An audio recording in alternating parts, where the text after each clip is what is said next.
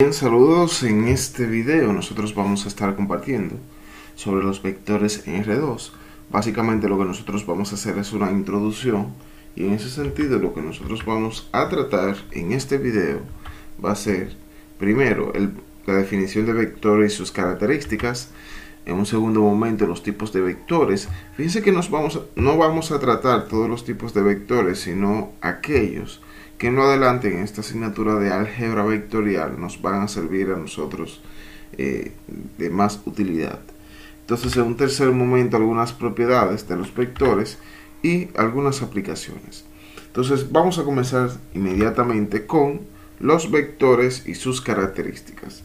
Fíjense que un vector, si nosotros lo definimos en el plano, es básicamente o viene representado por un par ordenado de números reales A, B, origen precisamente en el centro de coordenadas, y entonces el otro extremo estaría definido por ese par ordenado que está representado aquí como A, B. Ahora bien, si nosotros lo definimos geométricamente, básicamente es un segmento de recta que tiene tres características principales. Tiene un módulo, que también se le llama magnitud, tiene una dirección y también tiene un sentido. Vamos a ver exactamente a qué se refiere todo esto. Un vector es un ente matemático, como el punto, la recta o el plano, y se representa mediante un segmento de recta orientado, es decir, una flecha. Sí, los vectores los representamos mediante flechas. Ahí tenemos al vector A, al vector B y al vector C. Para indicar que se trata de vectores, colocamos una flechita arriba de A, de B y de C. ¡Excelente! Un vector tiene tres elementos imprescindibles que vamos a estudiar una y otra vez. ¿Cuáles son? Son módulo, dirección y sentido. No lo olvides, módulo, dirección y sentido.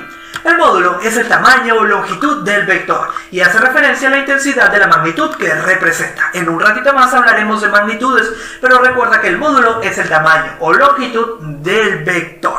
Por ejemplo, aquí tenemos a nuestro vector A, que tiene un módulo de 10 unidades. Para indicar que estamos hablando del módulo, colocamos a nuestro vector A dentro de dos barritas, aunque en algunos libros encontrará que el módulo lo representa mediante el vector dentro de dos barritas a la izquierda y dos barritas a la derecha, pero es lo mismo, están hablando del módulo del vector.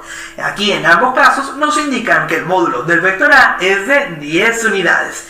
El segundo elemento es la dirección. La dirección es la línea de acción del vector y su orientación en el plano cartesiano queda definida mediante el ángulo θ, que es el ángulo formado entre la parte positiva del eje X, entre el semieje X positivo y nuestro vector. Ojo que este ángulo θ siempre se va a medir en sentido antihorario, es decir, en sentido contrario al sentido de giro de las agujas del reloj.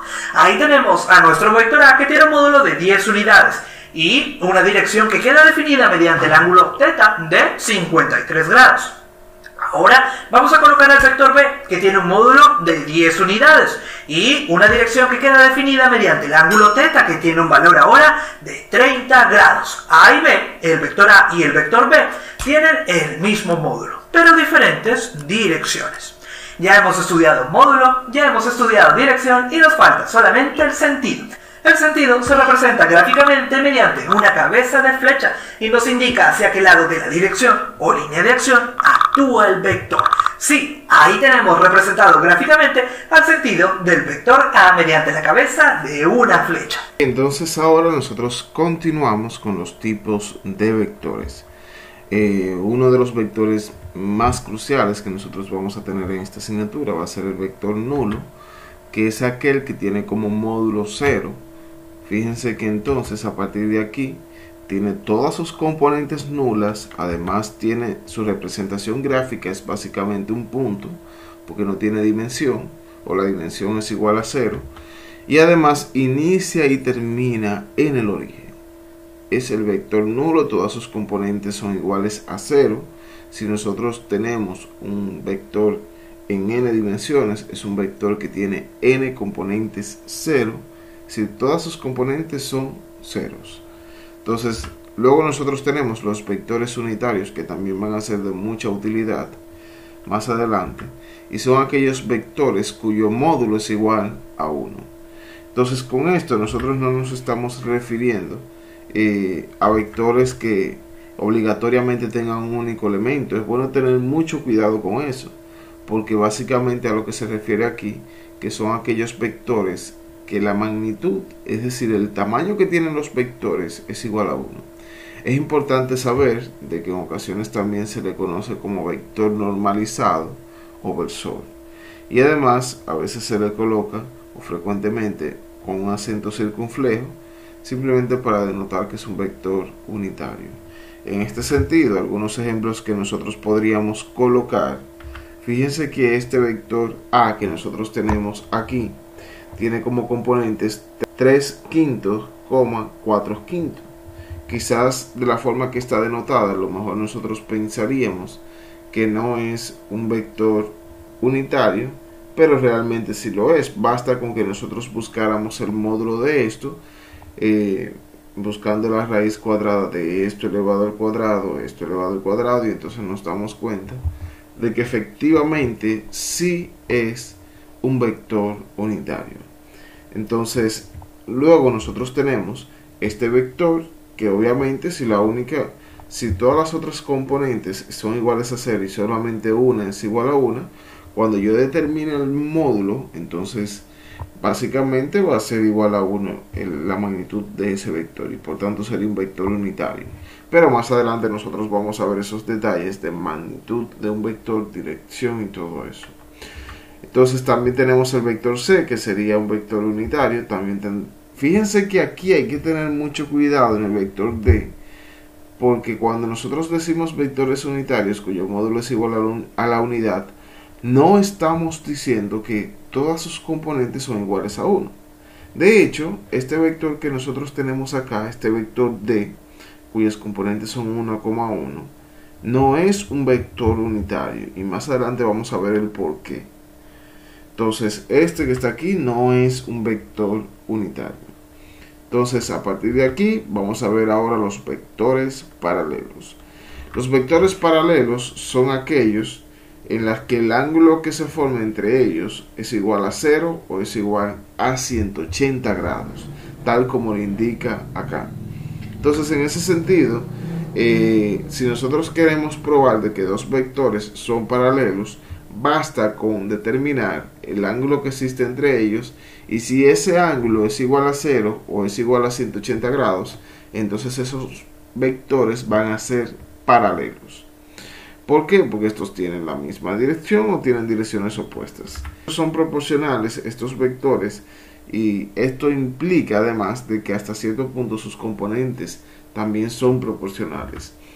Algunos ejemplos que nosotros podríamos tener: por ejemplo, nosotros tenemos el vector A y el vector B. Si nosotros nos fijamos, la diferencia entre uno y otro es que uno es un múltiplo escalar del otro. Por ejemplo, si nosotros multiplicamos por negativo 2 el vector A, vamos a tener 2 por negativo 2, vamos a tener negativo 4, y aquí entonces vamos a tener 6, de tal manera que sus componentes son proporcionales. Gráficamente sería tener esto que nosotros tenemos acá. Si nos fijamos aquí, como ambos van en la misma dirección, entonces fíjense esta característica de que van en la misma dirección, y en tal caso, fíjense aquí estos vectores que siguen siendo paralelos, pero las direcciones que tienen son opuestas. Es decir, uno va para acá y el otro va para acá. Bien, entonces ahora nosotros vamos a continuar con los vectores iguales y opuestos. Fíjense que los vectores iguales y opuestos obviamente son iguales cuando tienen el mismo módulo, dirección y sentido. De hecho, los vectores iguales también se le conoce como vectores equipolentes. Entonces, estos son opuestos cuando tienen el mismo módulo, tienen la misma dirección, pero tienen el sentido contrario. Aquí hay que tener un poquito de cuidado con ver el asunto de la dirección, porque dice son opuestos cuando tienen el mismo módulo, es decir, el mismo tamaño, tienen la misma dirección, pero sentido contrario. Entonces, aquí cuando habla de tener la misma dirección, se refiere a la misma línea directriz. Entonces, que lo que cambia sería el sentido contrario. Obviamente tener un sentido contrario, pero aquí el asunto es que si nosotros lo contextualizamos en un plano cartesiano, Entonces, aquí sí tendría el mismo módulo, pero la dirección sería opuesta. Y obviamente el sentido también. Pero si nosotros lo consideramos como vectores libres, básicamente sería eso que nosotros tenemos ahí. Entonces, aquí, en cuanto a sus componentes cartesianas, obviamente van a ser iguales si sus componentes son iguales, y opuestas si solo varían de signo en dichas componentes cartesianas. Es decir, de que una sea el opuesto de la otra. Entonces, la suma de un vector con su opuesto, vamos a ver más adelante cuando entremos a los espacios vectoriales, una característica que debe tener un espacio vectorial, y es que entonces tenga su opuesto o el elemento inverso, y entonces aquí nosotros vamos a tener el vector nulo.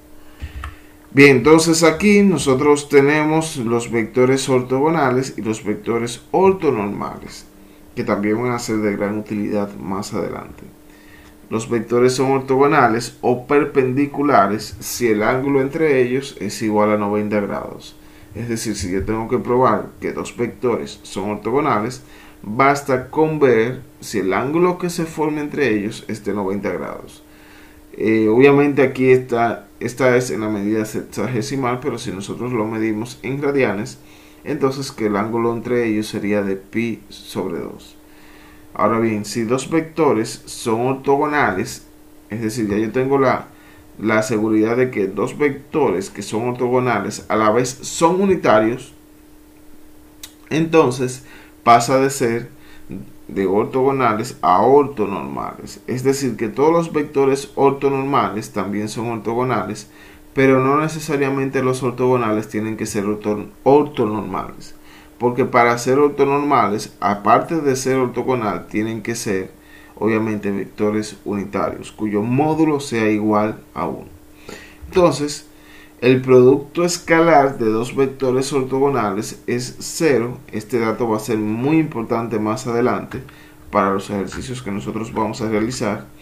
Por ejemplo, aquí nosotros tenemos de que estos vectores que nosotros tenemos aquí son ortogonales. ¿Por qué? Porque el ángulo que se forma entre ellos es de 90 grados. Ahora bien, como no son vectores unitarios, si nosotros le determinamos el módulo a este y el módulo a este, no son vectores unitarios, es decir, cuyo módulo sea igual a 1, entonces no son ortonormales. Pero si nosotros tenemos vectores como esto que nosotros tenemos aquí, que de por sí son vectores unitarios, entonces aparte de ser ortogonales, van a ser ortonormales. Es bueno que aquí nosotros no nos dejemos confundir con la forma del plano, porque aquí estos tres planos, el I, J, K, son perpendiculares entre sí, es decir, se forman ángulos de 90 grados entre ellos. Bien, entonces vamos a ver otros tipos de vectores que obviamente son importantes, pero van a ser de menor uso en esta asignatura. Por un lado nosotros tenemos los vectores libres, tenemos los vectores fijos. La diferencia entre esos dos es que este se puede desplazar en cualquier vía, obviamente conservando su magnitud, dirección y sentido. Yo lo puedo mover para acá, lo puedo mover para acá, para donde yo quiera, siempre y cuando conserve esto. Pero aquí los puntos fijos tienen un punto de aplicación. Es decir, aquí tienen un punto fijo del cual van a iniciar, y entonces no se pueden mover libremente como estos que nosotros tenemos acá. Aquí nosotros tenemos los vectores deslizantes, que son aquellos que sí se pueden mover, pero no tienen la peculiaridad de los libres, sino de que estos solamente se deslizan en el marco de una sola vía. Es decir, ese vector, por ejemplo, son deslizantes porque yo puedo cambiar la ubicación de ese vector siempre y cuando se encuentre en la misma línea directriz. Además de eso, nosotros tenemos los vectores coplanares, que son básicamente aquellos vectores que se encuentran en un mismo plano. Entonces aquí, fíjense, estos están en un mismo plano, y los concurrentes, que son aquellos cuya línea directriz se cortan en un punto. Si nos fijamos aquí, esta línea directriz y esta también se corta en un punto. Si pasa eso, entonces esos vectores son concurrentes. Bien, entonces ahora nosotros vamos a ver algunas propiedades muy importantes sobre los vectores. Una de las propiedades más importantes que nosotros vamos a utilizar es la propiedad de igualdad, que ya nosotros estuvimos viendo más o menos en los vectores iguales. Entonces, ¿cómo nosotros vamos a probar de que dos vectores son iguales? Cuando tengan la misma magnitud, la misma dirección y tengan el mismo sentido. Entonces aquí, fíjense de que, por ejemplo, estos vectores que nosotros tenemos aquí son vectores que son iguales, pero no necesariamente tienen un mismo punto de aplicación. Básicamente eso es lo que nosotros tenemos aquí. Uno está aquí, otro está acá y otro está aquí. Otra propiedad muy importante es la de la suma de los vectores. Fíjense que hay que tener mucho cuidado con esto, sobre todo cuando ya nosotros le damos una interpretación de nombre a esto de los vectores. Si ya pasan de ser simplemente vectores y ya pasan a representar fuerzas, aceleraciones, es decir, magnitudes vectoriales, porque aquí solamente se pueden sumar dos o más vectores si tienen las mismas unidades de medidas. Es decir, nosotros no podemos sumar un vector de fuerza con un vector de aceleración porque no estamos en el marco de la misma magnitud. Entonces, para nosotros hacer la suma de vectores, si ya viene dado, obviamente con algunos nombres específicos, debemos fijarnos con eso, que la fuerza con fuerza yo la puedo sumar. La aceleración con aceleración lo puedo hacer, pero un vector de desplazamiento, por ejemplo, yo no lo puedo sumar con uno de fuerza, o uno de fuerza con aceleración, y así sucesivamente. Entonces, además de esto, la suma de estos vectores cumple con algunas propiedades, como por ejemplo con la propiedad conmutativa. Esto quiere decir que no importa el orden en que yo coloque los vectores para sumarlos, en que yo sume su resultado, como quiera me va a dar lo mismo. Es decir, yo tener un vector A sumado con un vector B es lo mismo que el vector B más el vector A. Entonces, la propiedad asociativa lo que nos indica en este caso es que no importa en el orden en que yo agrupe los vectores, como quiera me va a dar el mismo resultado. Y aquí la propiedad de identidad, que entonces esto lo que indica es de que va a existir un elemento neutro o va a existir un vector tal que cuando yo lo sume con ese vector me dé exactamente el mismo vector, que en este caso se trata del vector nulo. Entonces, otra propiedad muy importante es la propiedad de los vectores libres. ¿Qué pasa con estos vectores libres? De que nosotros, si nosotros lo vamos a trasladar de posición, a cambiar de posición, fíjense que estos nosotros no le podemos cambiar la magnitud, ni le podemos cambiar la dirección, ni le podemos cambiar el sentido. Es decir, el hecho de que nosotros lo podemos mover en diferentes posiciones tiene que ser sin cambiarles la magnitud, ni la dirección, ni el sentido. Y obviamente esto es lo que nosotros nos va a permitir realizar los ejercicios, gran parte de los ejercicios que tienen que ver con suma de vectores. Entonces, de esta manera nosotros vamos a ver un pequeño resumen ahora e importancia de estos vectores. Entonces, con esto nosotros finalizamos este video y ha sido un placer compartir con ustedes estas informaciones. Aunque a primera vista parecen simples flechas, los vectores son elementos matemáticos con mucha información. Junto con los escalares, nos permiten hacer cálculos muy complejos. Chicos, en algunas situaciones no es suficiente expresar las magnitudes solo con números. Por ejemplo, si un avión se mueve a 300 km por hora, ese número no expresa si está subiendo o bajando o si va hacia el norte o al sur. Es decir, que puede moverse a 300 km por hora en distintas direcciones. Exactamente. Este tipo de magnitudes se llaman vectoriales, pues están caracterizadas por su intensidad o módulo, dirección y sentido. ¿Y qué significan cada una de esas características, profesor? En el ejemplo del avión, la intensidad son los 300 km por hora. La dirección es, por ejemplo, de norte a sur. Y el sentido es si va hacia el norte o hacia el sur. Como ven, la forma de representar a un vector es mediante una flecha. Su tamaño representa entonces el módulo del vector. La dirección, la recta sobre la que se encuentra, y el sentido la orientación de la flecha. La fuerza también se representa mediante flechas y es también un vector, ¿no es cierto? Claro, porque no es lo mismo hacer fuerza en una dirección que en otra, ni empujar que jalar. Por lo tanto, hay que tener en cuenta su intensidad, que es el módulo, la dirección y el sentido para especificarla.